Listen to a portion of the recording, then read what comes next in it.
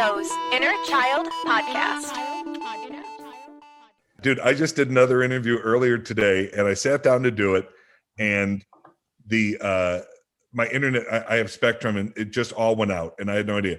And I'm not quick on the trigger with fixing things. I'm dumb. And so I grabbed my phone because somehow my phone works when I turn the Wi-Fi off. Somehow, like it does uses other whatever. So then I connect to the place that I'm doing the interview with, but of course they can't hear me. It turns out there's a special setting for Zoom on your phone for speaker. Anyway, my Wi-Fi is back up, and I'm very happy to see you. I'm happy to see you too. And I'm Joe. I love this situation that you just had and the way that you explained it. Like it just feels like a situation that Jerry from Parks and Rec would be in. Like I just felt like I was having a conversation. Yes. Jerry, Gary, Larry, whichever you want to go with. Yeah. The only difference is I actually figured it out. Jerry the whole place would be shut down. That was the only difference. But believe me, I didn't figure it out easily. I kept getting things saying, go to settings. And I'm like, settings, where the hell's that? Like, yeah, it's not good. It's not good, Joe. I promise it's not good. Well, I appreciate you taking the time to speak with me, Jim. My pleasure. Hopefully I don't accidentally call you Jerry. It's my life. Go for it. Well, the thing is, you actually have a really, really large body of work, and you have such a range when it comes to acting. I was so surprised when I started doing more research on your work because I know a lot of people know you primarily for your Parks and Rec fame. Sure.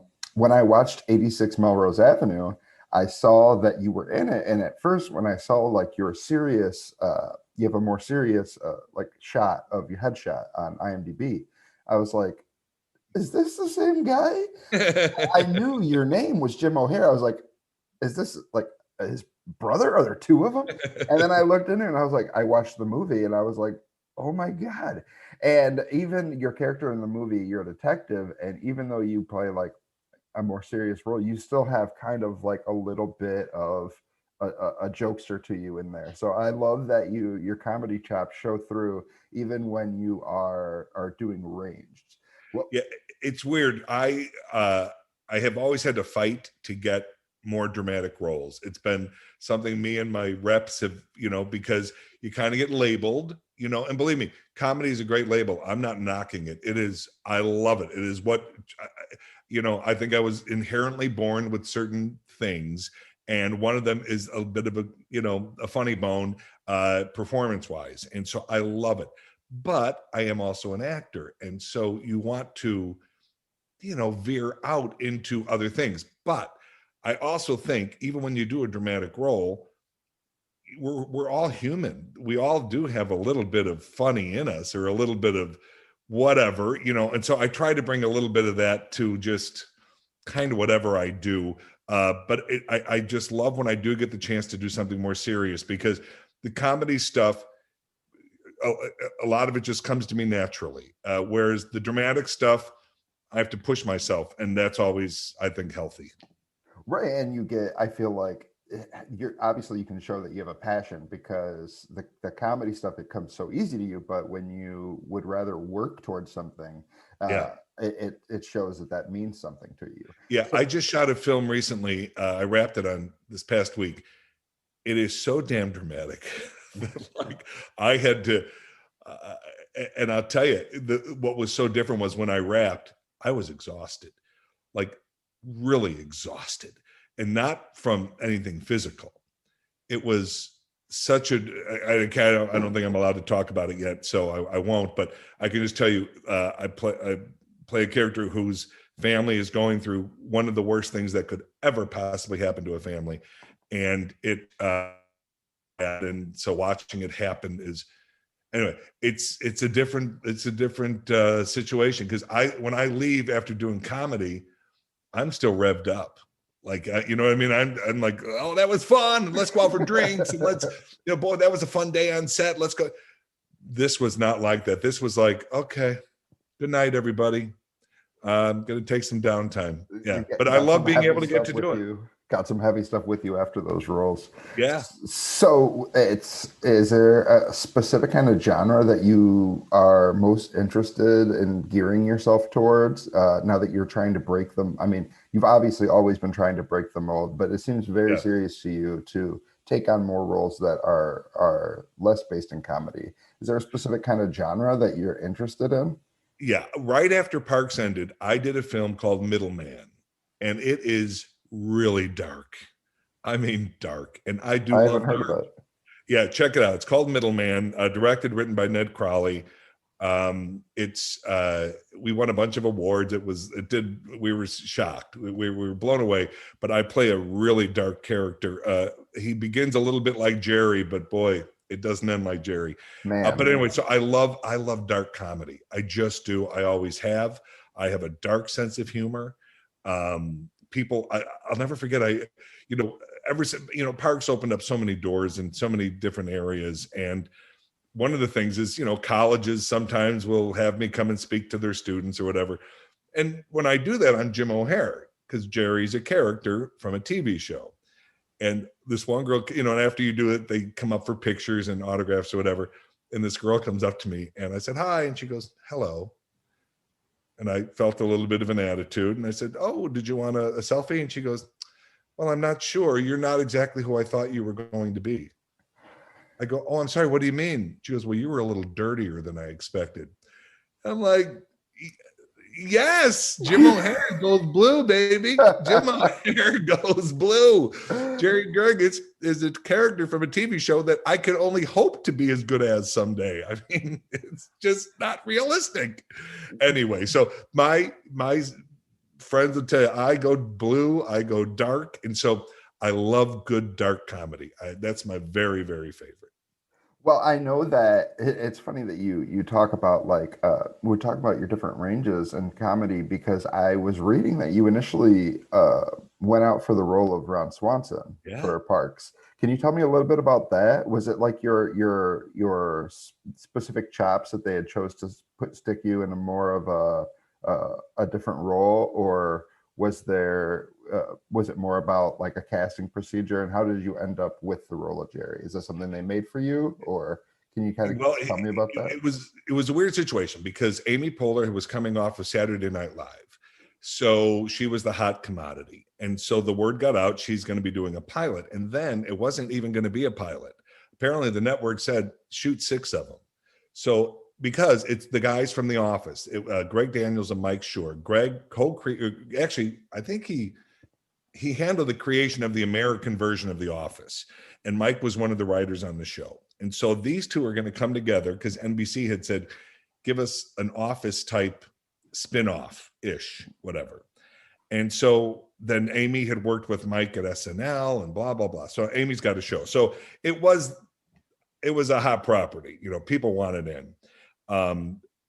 But this is, not to get too actory, but I up until that, I'd had a very steady career, very blessed, lots of guest stars, lots of, pilots or that didn't go or whatever, but very generally busy enough to pay my bills. You know what I mean? Like I haven't had to do anything else.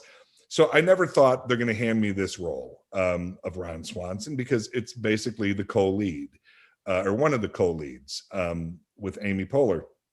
So it turns out everybody was reading for Ron Swanson, because even though they always wanted Nick, and to be honest, the thought of anyone other than Nick Offerman playing, I can't even, my brain doesn't go there. But my theory in my head, and I've done this always, you don't know who's going to be in that room. You don't know what they're going to be casting down the road.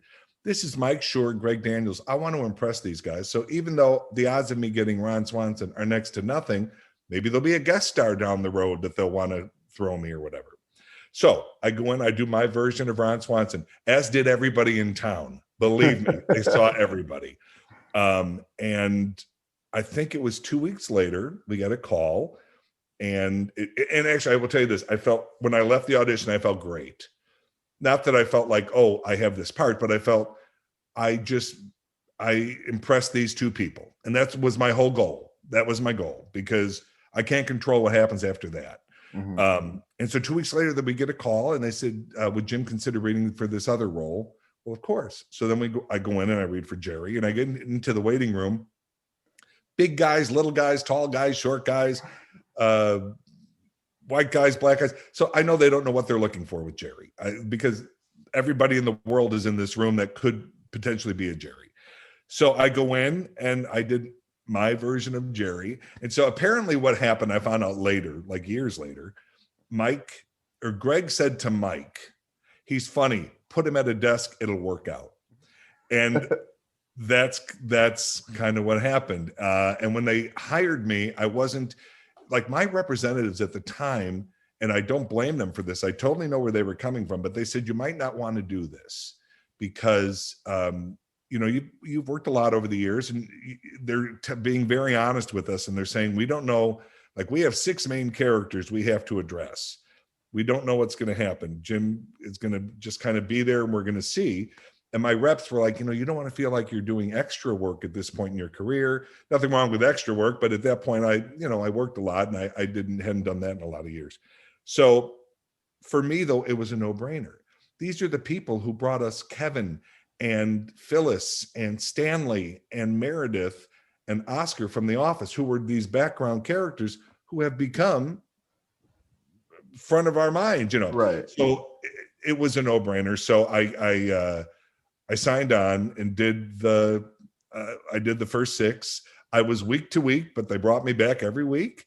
And then the middle of season 2, they offered us series regular, which is, of course, for an actor like, yay. But of course, Parks it was never an easy ride as far as our success. It was an easy ride as far as the work, because it was a gift every day with those people and that crew and those producers. It was unbelievable. Like, I've been around a lot, and I'd never experienced such camaraderie and such love on this. I just hadn't. And so that part was easy, but we never knew if we were coming back. Our ratings were tested every year. Like, oh, we don't know. What have you heard? Anyway, but like Mike Schur would tell us, the only control we have is a good show. That's all we can control. And we did that. I think we really did that every week. So that was great. But so yeah, I'm just a lucky SOB who ended up, they could have given the role to one of those other guys in that waiting room, but somehow I ended up with it. Well, I think that it definitely, like, the role started out as more of an extra thing. Like you said, season 2 is when you got offered the role of series regular. Yeah. I don't think that your character really had a chance to shine until season 2. Like the first 6 episodes, like you said, there was so much to address. I would come in and out. I'd hand them. Yeah, I'd do a line here or a line there, but no. Strictly just atmosphere. And definitely. You weren't really Jerry yet. That's why I was thinking, like, was it season 2 when you started? Did the Jerryness come out of you, or did they start writing more of like this clumsy, like goofy, like kind of lightning rod for the group? Did it naturally progress by the energy that you had with that cast, or was that something that they wrote in for you? They wrote it in. Dan Gore, who has since created Brooklyn Nine-Nine, he did. You're in Brooklyn. Sorry to interrupt. You're in Brooklyn Nine-Nine too. I did a couple of those. So yes. You're a sheriff, I think. Yeah. Super fun. I love Dan, and I always credit Dan. I say, Dan, you're the reason I was still on the show, because what happened was he wrote an episode where we play a game, and we're trying to find dirt on each other, and it turns out Jerry is very simple, and they realized at the end of the episode when Jerry, because I say to somebody, "Oh, I hear that you have 2 unpaid parking tickets." Like, that's a big deal. And he goes, "Well, I heard your adoptive mother smokes pot." And he can see that he's crushed me. And he goes, "You didn't know she smoked pot?" And I go, "I didn't know I was adopted."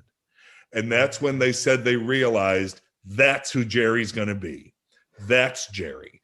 And I thank God for that, because now maybe something else would have come from this. Who knows? But that solidified me on that show. Like, in other words, this is who he's going to be. And then it got to the point where Mike would say to the writers in the writers' room, "Okay, so we have to stop doing the Jerry bits, because there's other stuff to write." Like, because it's so fun to do, to write those kind of bits. So yeah, that was a game changer in season 2.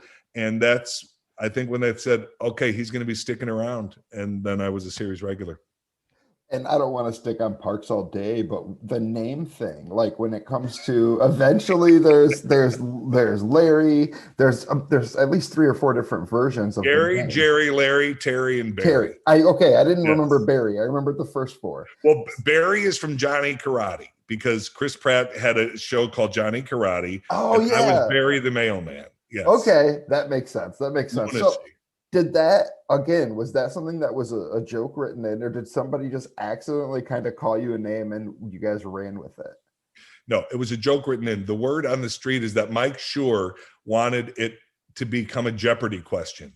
You know, what actor on a series had 5 different names over the course of the series? And I think that's why it happened. And how silly and funny and brilliant is that? Yeah, that's so funny. Yes. But it would screw us up on set because when they would change it, we're all used to calling each other, you know, Amy is Leslie and Ron is, you know, Nick is Ron and Aziz is Tom. And so we'd be doing a take and, you know, Amy would go, okay, Jerry, cut. He's Gary now. Oh, God. Okay. Like, so it was crazy. That's so funny. Yeah. I want to switch back to 86 Melrose Avenue Yeah. before I let you go. But is there anything else about parks that maybe people don't really know about from your experience that you'd like to share? I know you talked about how much like the writers did for you and how much you know, Greg Daniels did for you. But anything like specifically that doesn't really get talked about the show, something that may have had a big impact on you that you'd like to bring to light? I learned because, like I said, I'd done a lot of shows before Parks. I was in my late 40s when I got Parks. So, or wait, mid 40s, whatever it was. I had done a lot of work. It taught me that there's a way to do things, that it doesn't need to be craziness. There doesn't need to be lunacy. Amy Poehler is what I learned so much from her, even though she's at least 8 or 9 years younger than me. There's a way to treat people. There's a way to be on set with people. And Amy is, you know, everyone knows her as kind and sweet. She's so compassionate and talented and brought a smile to that set every day, even when things in life weren't, you know, life happens during a show. I had deaths in my family that you deal with. And I learned that there's a way to do things. And to be honest, I wouldn't have it any other way now. Like, to me, certain things I won't accept because I know that it doesn't have to be this way. Like things I might have put up with before that now I've learned, oh, no. Look how good the work is when you don't deal with that craziness. I don't bring craziness. I don't want craziness around me. So I guess that's one thing. No, I love that. That was perfectly put. To swap back to 86 Melrose Avenue, Yeah. I wanted to know when you filmed those scenes, because there was so much mystery around the characters and a lot of the film, you are not there during like I mean, without spoilers, you're not a part of the main scenario. You're kind of piecing part it of together. the resolution. Yeah. Yes. And so as this outsider who wasn't filming the rest of it, did you have the entire script? Did you understand everything with the characters, or did they just kind of film your scenes separate? Well, they definitely filmed our scenes separate. But what happened was I didn't even, and this is going to sound gross and obnoxious, but I didn't even have time to do this film because I was working on other stuff. And then I always try to, you know, when my reps send me a script, if I can't, I try to read it no matter what, just because you never know. And I read it and I thought, oh, there is so much going on in here. Oh, damn it. This is not good because now I really want to do it. I didn't think we had the time. And so I was working on another production at the time. Everybody was just willing to work things out. So no, I would go totally separate. The only time I got to meet the other cast was when they came in as their characters for me to interrogate them, because I do play a detective. I'm trying to piece together what happened on this horrible night. But what intrigued me so much about the film was it's not just one note. I mean, the premise is, this isn't spoiler alert, a bunch of people at an art exhibit are basically kind of kidnapped because this gentleman has, he's former military. He's got some PTSD issues he's dealing with. So there's that is a big part of what's going on in this film, but there's also people meet and realize they must have to hate each other because of where they're from, even though that makes no sense. You don't even know each other. So there's a lot of different things being thrown in, and that just grabbed me right away. So that's when I said, oh God, damn, I don't have the time for this, but let's see if we can make the time. And we did. So, but no, I did not, there's some very big scenes with tension-filled things going on with kidnappings there. I wasn't involved in any of that. They strictly had me in these rooms to have these interviews. And I was grateful they were able to work it out. Well, it was nice that you were able to have those kind of like two-on-one, because you had a partner, but two-on-one conversations and experiences with each of those actors and actresses, because they are really talented. Super. And that's the other thing. My favorite thing is working with, I love actors. I love,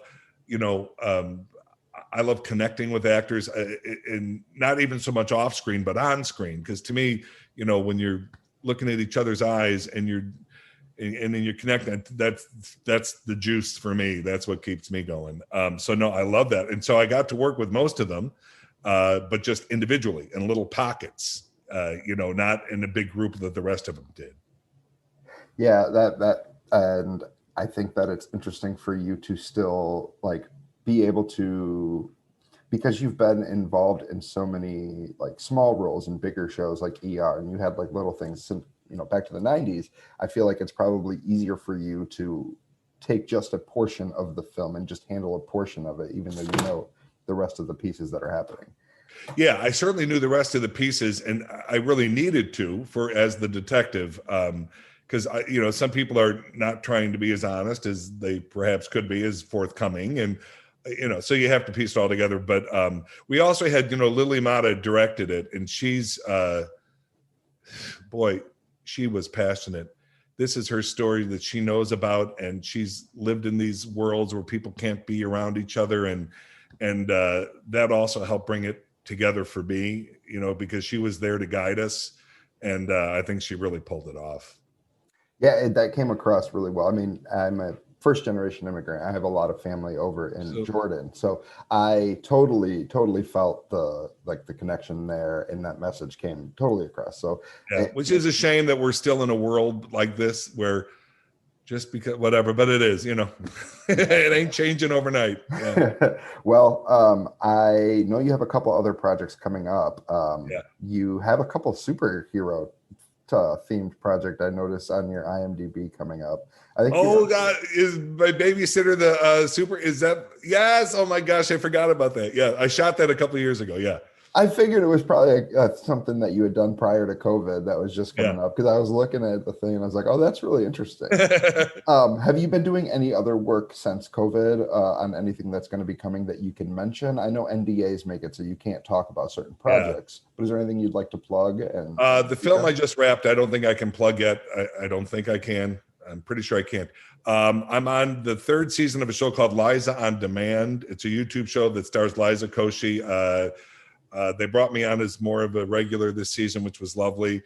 I just did that. Chuck Lorre's show, United States of Al. It's a new show. Okay. I don't know when that airs, but I did that. I did a Call Me Cat. I have to say, for me, work started coming back last November, because from March till November, other than some voice stuff, there was nothing going on. Just nothing. Oh, I did a 911 a couple weeks ago. I keep busy, thankfully.